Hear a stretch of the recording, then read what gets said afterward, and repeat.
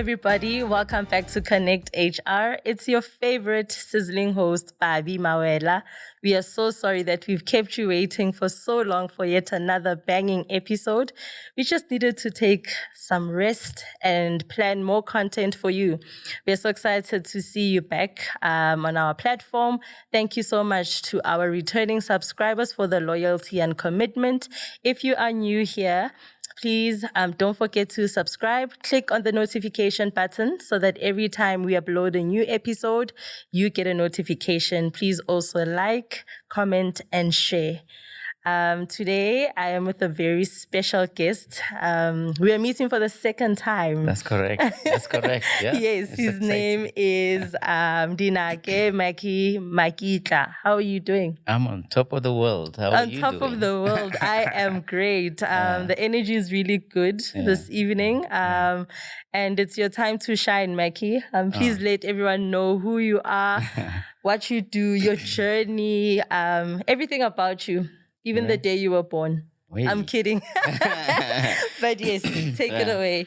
Yes, well, you've painted a very blank canvas there, so Yes. I don't know where to start because I can start when I was in the womb. But Good. yeah. Take it away, Max. But I guess, your audience will be interested in the professional career, as it were, right? But just to give you a snippet of my growing up, grew up in a village, so there's quite a lot of village surrounding. And then moved into the city studying, as well as, started different types of businesses, I suspect, in different forms. Up until, the HR bug really, bit. I've really then been in the HR space for the past 30 years or so. Yeah. 30 years. It's been a while. So Yeah. It's been a journey. Yeah, it's been a journey. And the bulk of it has been really in consulting, psychometric assessments. And then later in the career, then the soft skills training part of the HR. So I've been in people development since, and the interest has really just been in seeing harmony in environments, and just the human connection is really what makes me my heart sort of skip beats in seeing the beauty of how we can best relate, not only in work environments but in personal relationships. So I think the HR space is really I'm pulled by passion here in really the canvas that you put forward. So it's quite a lot that I can tell about where the journey started, but I think the crux, or really the anchor of my career has been entrepreneurship. Just seeing things grow and then just starting from scratch and concept. Few businesses that failed. Not failed, perhaps, because some were circumstantial. I remember my first business. I think it was the financial crunch. 2008. Yeah. Is that the name of the business? No. I'm talking about, the circumstance. Yeah, so just qualifying whether it's a failure or not, because I think a whole lot of businesses actually suffered at the time in 2008 towards, the World Cup at the time. So, I've had my hands in different things and different projects and different varied businesses also. I've had a hint in the marketing business. So, but HR is really, at the heart of where I guess the remaining chapter of my life is going to really remain, because people are really the lubricant of everything, isn't it? Everything else just a byproduct. So if we can make an impact is in making sure that the relationships and really people work in harmony and relate in a better way than before, So, yeah, that's in short the canvas, isn't it? Yeah, it is. No, Yeah. thank you, Mackie, for that. And I want to touch on your journey on Phelekeza, which is your company. Yeah. Apparently, rumor has it you were turning 9 years old on the 12th of July. Yeah, apparently. Congratulations No, on thank you that so much. Thank you so massive much. milestone. Thank you Please so much. take us through your journey of how you built Phelekeza, what inspired the name Phelekeza, and what you actually focus on and the clients that you serve. Thank you so much. Yeah. Yeah, perhaps we start with the name Phelekeza. The meaning of the name is really to accompany someone, right? So you can agree with me that, if you were to invite anybody to accompany you, it doesn't matter where it is. Yeah. The first thing that comes to mind is trust. Do I really trust the person or whatever, right? Yes. Before you embark on the journey, right? So you can have a grand plan of a journey, but if the people who are on the journey are not really marching in the same footsteps as you do, then, right? Yeah. So that's really, what brought the name about. But what ignited the name was really a meeting of great minds, I would say, and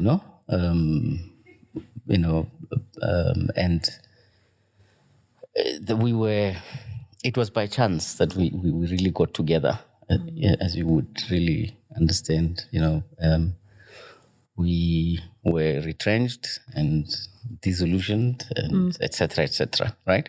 But we had great ideas and then great competency in between us. Yeah. And we pulled ourselves together to say, okay, where do we go? And then that's when Phelekeza was born, right? And it's been for me personally, a journey of self-discovery. Yeah. Right? I don't think any experience will really, bring me closer to myself like Phelekeza has. Sure. Right? That deep, yeah? And, it hasn't been easy. It's been rough as it were for a lot of businesses, as you would imagine, after COVID. But we persevered, and I guess the passion and the clear vision of what needs to be done, right, collectively, not just from my point of view, but collectively. I think we knew exactly what we had to do, and that clarity came when we turned 5. Can't remember which year, but when we turned 5, it was a very tough period. It was just after COVID, and we had to reshape and change strategy and then refocus. And we did that in tears, and we had to let go of certain things. So it was like a complete overhaul. And I guess that period was not only an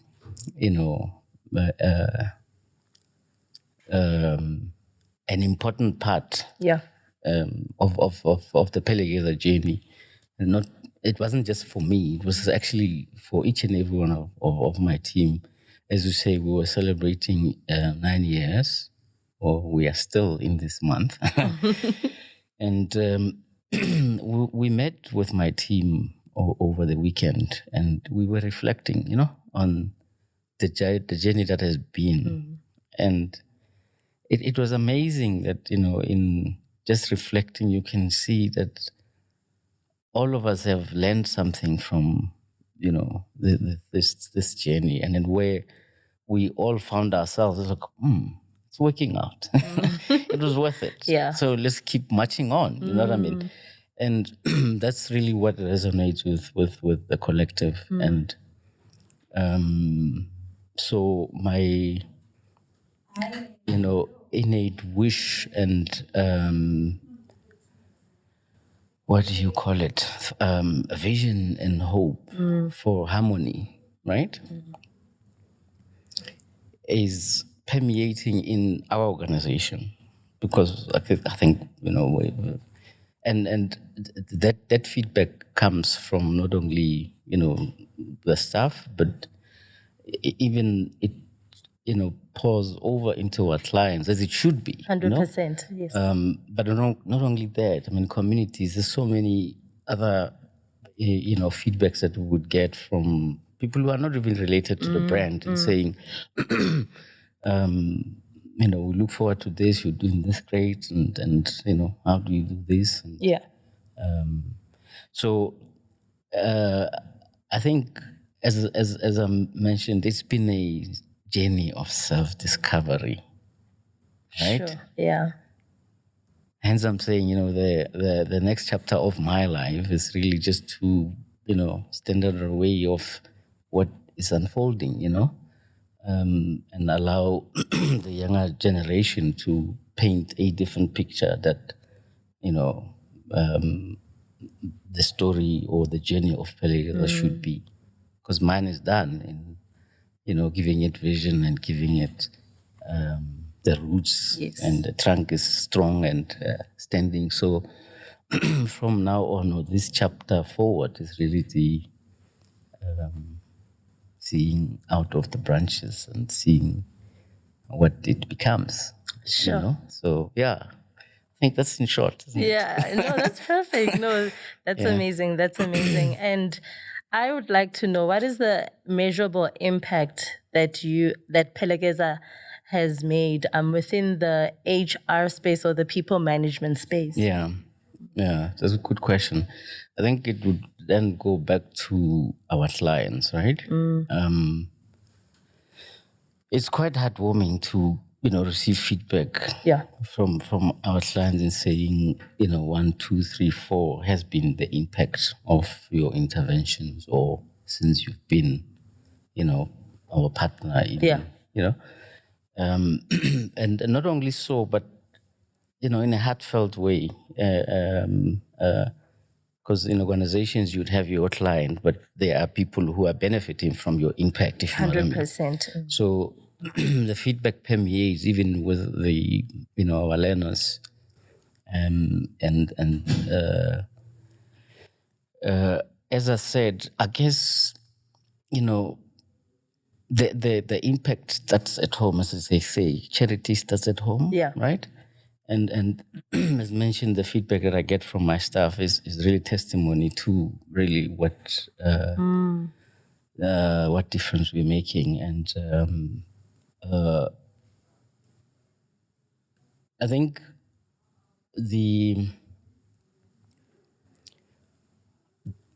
to see an individual transform and develop and see themselves in a different way. Yes. That is an impactful.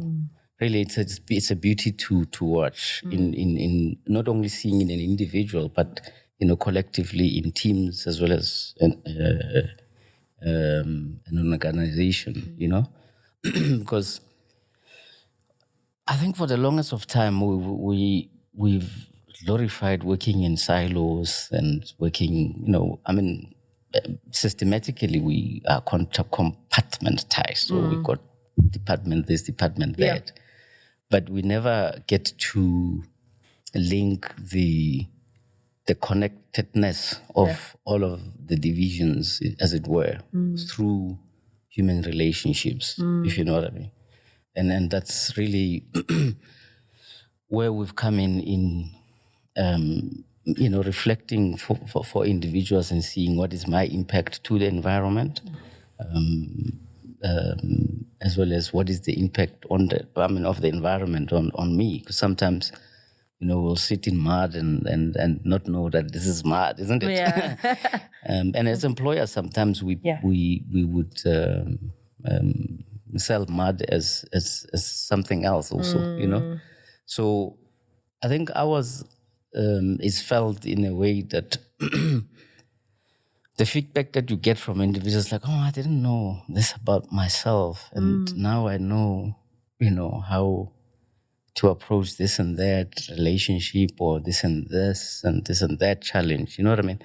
So that's what we really bring. And I suspect, if anything, that's the impact that we continue to observe and also get feedback on, saying, thank you for this and thank you for that. And I mean, we have surveys that also measure all of this, and it's resonating with all of that. So Sure. So yes, ours is to the impact is to lubricate relationships not only at an executive level, because often we have programs that are very smart and very elite and crisp, but only for the top level of organizations, right? However, what do you do for the level below, line managers and even at entry level? True. Because that's where you need to start with the lubricant, which is relationships, right? How do your learners that are coming into the organization, do they know how to relate? True. And and that journey doesn't only stop there, it grows. So our impact is to magnify that capability or competency throughout until you are an executive, right? Nice. Yeah. So yeah, that's really the impact, I suspect, in short. Okay. Yeah. No, that's amazing. And Mackie, we keep talking about psychometric testing and learners, and maybe we are confusing people a little bit. So I want to just circle back or push back a little bit. So let us give people what a learner is in the context of Phelekeza. And when you speak of psychometric testing as well, what does it mean to someone who doesn't know what a psychometric test is? I know, but maybe someone is listening and they're like, what are these people talking about?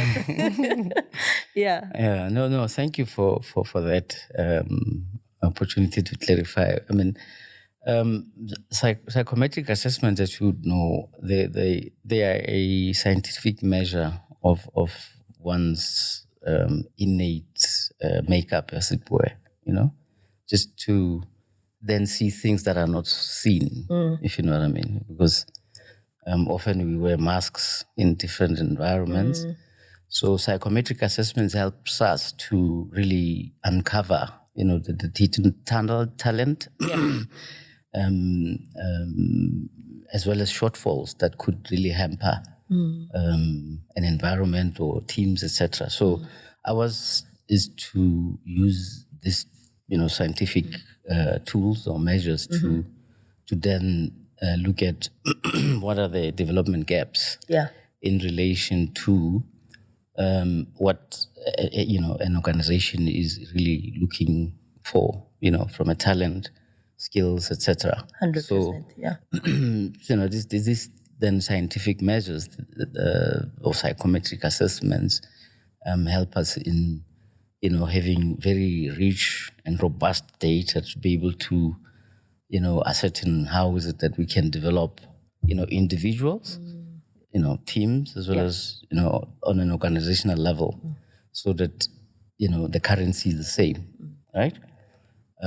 So that's really assessments, psychometric assessments in short. So to answer the second question, what is a learner? Yes, in the context of Phelekeza, because the reason, sorry to jump in. The reason I'm asking is, so we service skills development agencies. Right. And I have a definition of what a learner is. Correct. So I want to understand in your context, what does that mean? Thank you so much for that, because maybe let me tell a funny story in before I answer your question. my daughter is 17, right? So you can imagine I'm old. No. So in being old, our radios used to have a dial, if you know what I mean. So I can't remember how old she was. And I asked her to reduce the volume on a radio that had a dial. Okay. And she was confused. She didn't know what to touch. Yeah. So, because, with the new technology, you press buttons and there isn't a dial, So in answering your question, in our context, learners, and further to give you a funny story, I took her to a team of managers, right, who were facilitating an emotional intelligence program for them. So I took just exposure to the environment, and so I said, let's go in. I wasn't facilitating myself, one of the facilitators was facilitating. I was just coming in at lunchtime. So I said to her, I just need to go and say hi to the learners. Yeah. And then she came with, and she saw old people. And she said, Papa, these are not learners. They're just too old to be learners. Yeah. So in just maybe in our context, learners would be people in work environments, right? People who are employed and they have technical duty to really deliver for organizations. Okay. However, we qualify them as learners because they of what we then impart in terms of the soft skills training, right? So in our class they called learners. Yes. But in essence, in my daughter's interpretation, they are old people. Yeah. But it's not old people that we would, or old learners that we would then, have. It would start from a, say a learnership point of view. Yes. You can imagine that at age level and going up through. Yeah. So yeah, that's in short our definition of a learner. 100%. Okay. Yeah. And you refer a lot to soft skills training. What does that entail? Well, it entails, just to give you an overview, right? Modern day environment or work environment, there are certain outputs that needs to be, achieved. Yes. Products, services, etc., right? And to achieve those outcomes, you have, people, you have systems, you have processes, you have all of, everything that really makes, the outcome of the service out. To be produced, right? And I guess historically, and perhaps it's by design, right? We would then have a whole lot of processes and training systems that develop our people a whole lot more technically. Yeah. You can understand at an entry level isn't important. However, as you migrate up in organizations, it becomes a little bit shallow to have a lot more technical, or not shallow, meaning your technical know-how is not as important at levels upwards, right? Then what we often would do is like, what can we patch up? Let's fix it. It needs to go, and that's really the nature of us as practitioners. Yeah. We really don't prepare from the beginning. We always want to fix, fix the car while it's running. And it is by design, right? So to answer your question, soft skills are really, in our language, the lubricant of organizations, as it were, right? Because for the technical know-how to achieve anything, there must be relationships in between, isn't it? right? Yes. So, so those relationships are the lubricant, of the entire machinery. And then often we don't lubricate the lubricants, isn't it? Yeah. So soft skills is really the ability to relate, with either other people or with the environment or with even systems, if you know what I mean. 'Cause, if you're not, you can imagine someone who's not aligned to the processes, they can, cause harm, etc. So soft skills are really, really, really, or soft skills are really the lubricant of any environment. It's not even limited to just work environment. At home you need to have some level of self-awareness first of all, and your impact to others. So yeah, in our view. That's a lubricant, and that's in short the soft skills.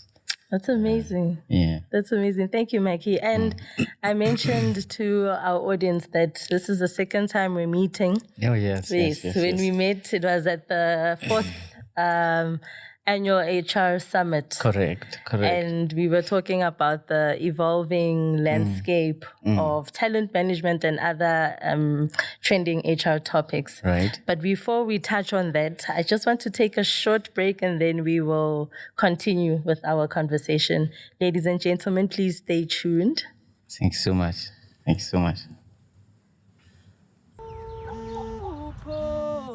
Kungabe khona engizisola ngakho? Hayi, angicabangi kanjalo.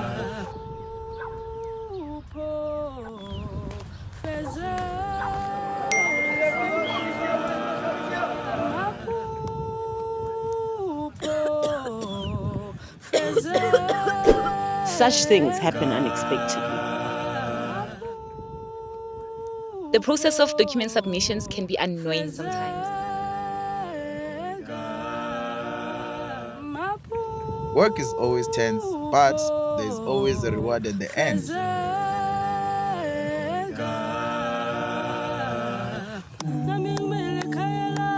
Having personal obligations is not always a bad thing.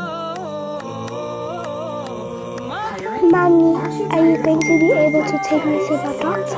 Of course, my baby. Elithuba engilitholileyo leze isifo singafani nakuqala. Loving what you do sometimes doesn't feel like a job. Using modern day technologies has made document submissions easier. Being part of your community creates a safe space not only at work, but also at home.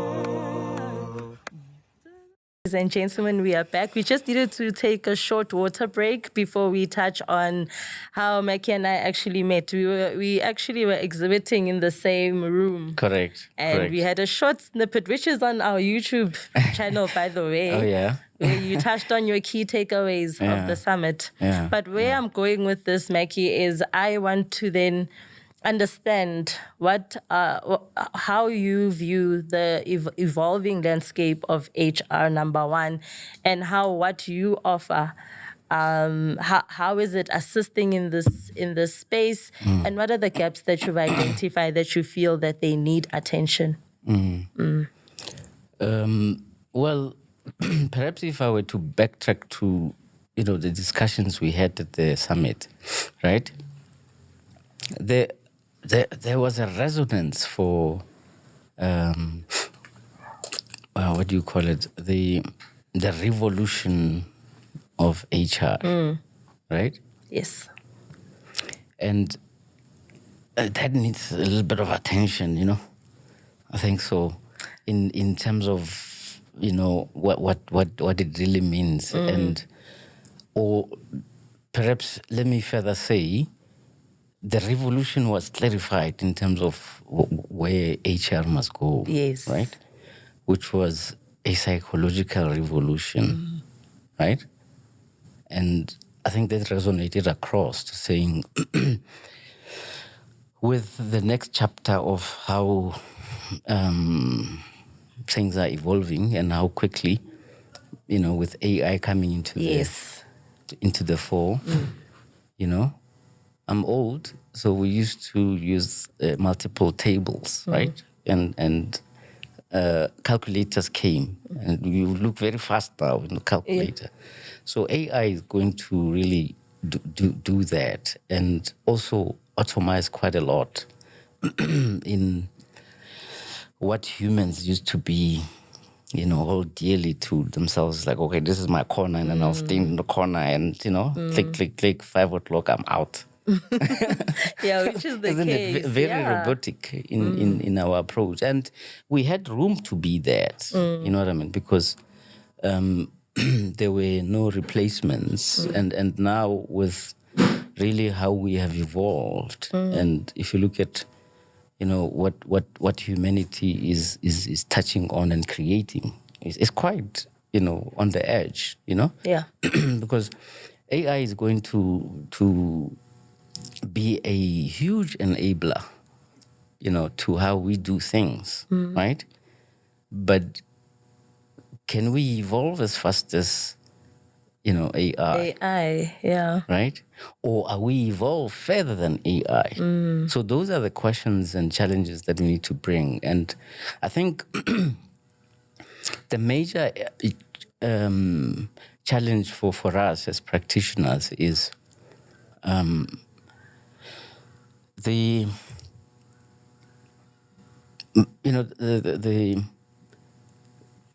psychological dissonance of how connected systems are, because AI is coming in, but do we have the psychological capacity to work hand in hand with it? You get it? Because that has to be in balance. 100%. Right?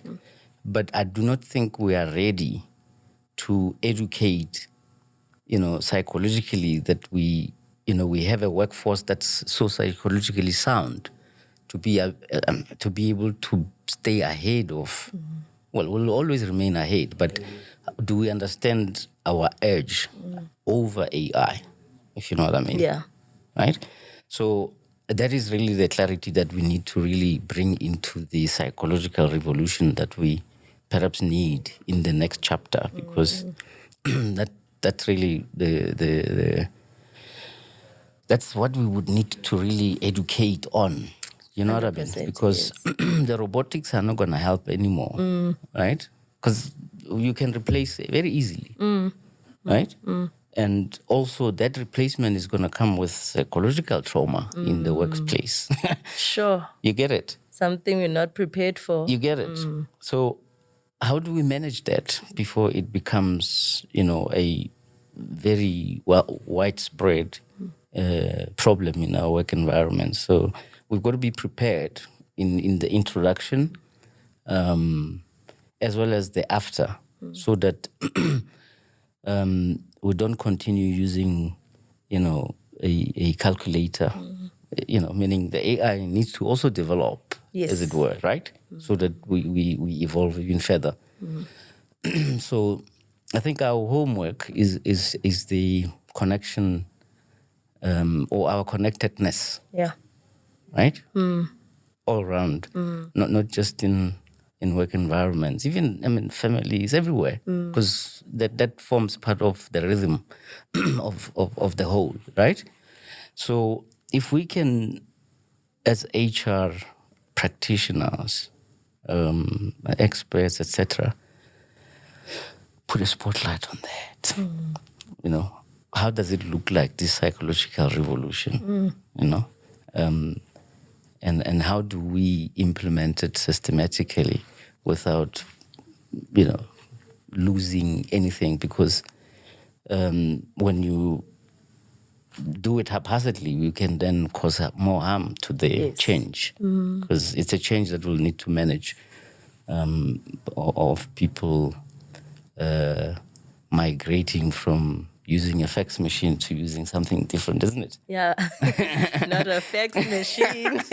Right? Yeah. Yeah. Look, I'm just stretching, but you understand what I mean. So So I think that's what we need to do. How do we not necessarily stay ahead of AI, because we'll always be ahead, perhaps, unknowingly or knowingly, but that is important for us to know what is our edge against the AI, that it doesn't really compete or seem to be competing with the human capability or human capacity. Yes. If you know what I mean. So yeah, that's really what we need to close as the gap. And we have the capacity, right? We just have a lot of work ahead of us to, first of all, change the practitioner's mindset in saying, perhaps, the psychological revolution looks like this. Yeah. And then press start. You know what I mean? But yeah, I believe we've done a lot, and I believe we have the capacity to be able to, use AI to our advantage. And to do so, we really need to put the spotlight, as I say, on the psychological revolution. We can't continue doing things as the old ways. Yeah. We've got to look at different or new ways of doing. Because for us to create new, we have to do things differently, isn't it? 100%. So, yeah, we can continue doing the cut and paste tick box exercises when it comes to the lubrication of organizations, which are the people, isn't it? True. Yeah. So we have to be very meticulous in defining the psychological revolution. Where are we going as a collective, as individuals, as take a dipstick also of the current situation in saying, where is my organization? Are we in sync? Is there harmony in our relationships?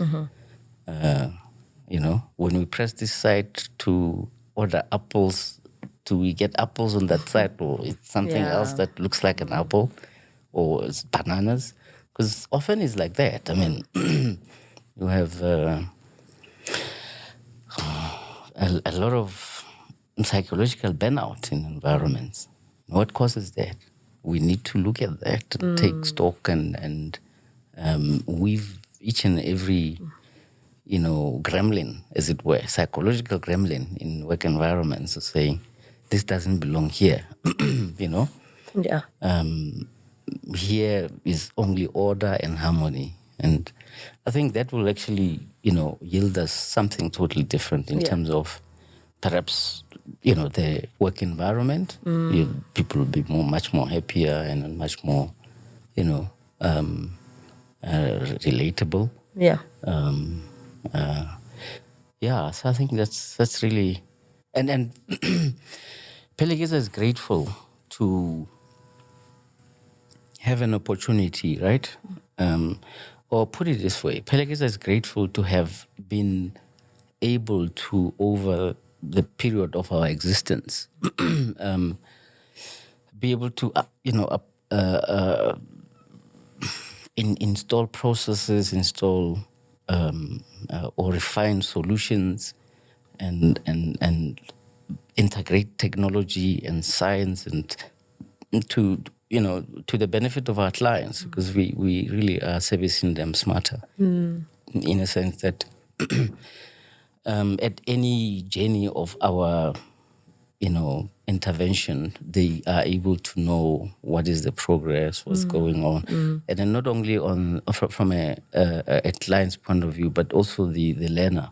The learner point of view, they also feel part of that journey of evolution to, that psychological revolution, as it were, in themselves, in saying, self-insight.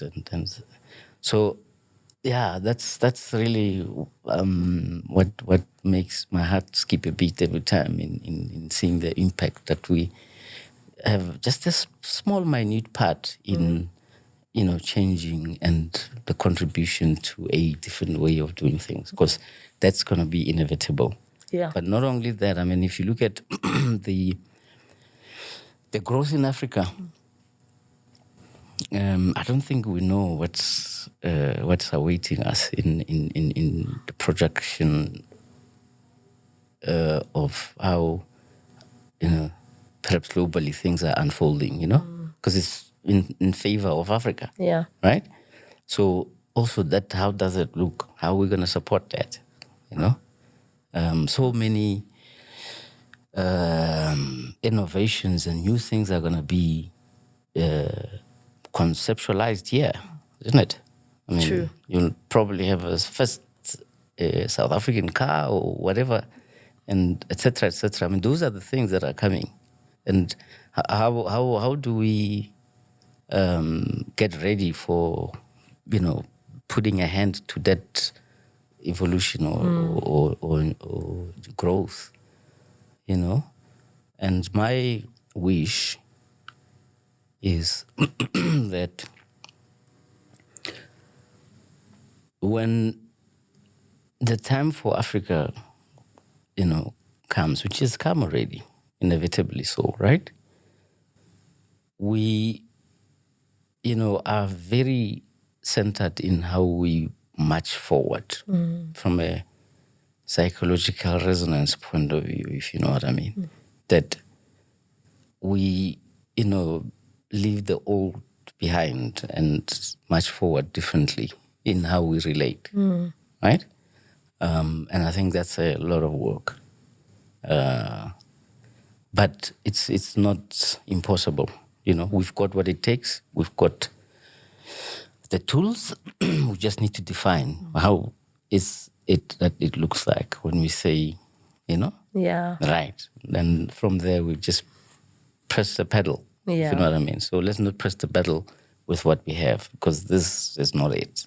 And we know, we can feel, across our environments. I mean, people they don't want to go to their work environments because this and this a bully and what, That's not the world of work that we wish for, We've got to bring back the harmony. We've got to bring back the working together, the collaborations, and that which the human needs, as it were. So I think we need to do that. And yes, Phelekeza is very blessed to play a small role in that direction. Yeah. And we remain open and on the edge of how do we do it best? How do we do it better? How do we remain on the edge with AI so that, we remain the directors of AI in how it should help us, if you know what I mean. So we're very blessed. Sure. Thank you, Mike. This was a very insightful episode, and we thank you so much for your input. I look forward to seeing how this episode actually plays out. I think it's going to be a great one. And thank you so much for your time and your contribution to our platform. We wish Phelekeza a very successful 10 years to come. Oh, yes. And so ladies and gentlemen, thank you. That was Mackie Makitla. Sorry, I said Makitla. My apologies. You can find him on social media. You can find Phelekeza as well on social media. We hope that you enjoyed this episode. Please share your thoughts in the comment section. We'd love to hear from you. Signing out on episode 13 is your favorite sizzling host, Babi Mawela. See you next time. Thank you. Bye-bye, everyone.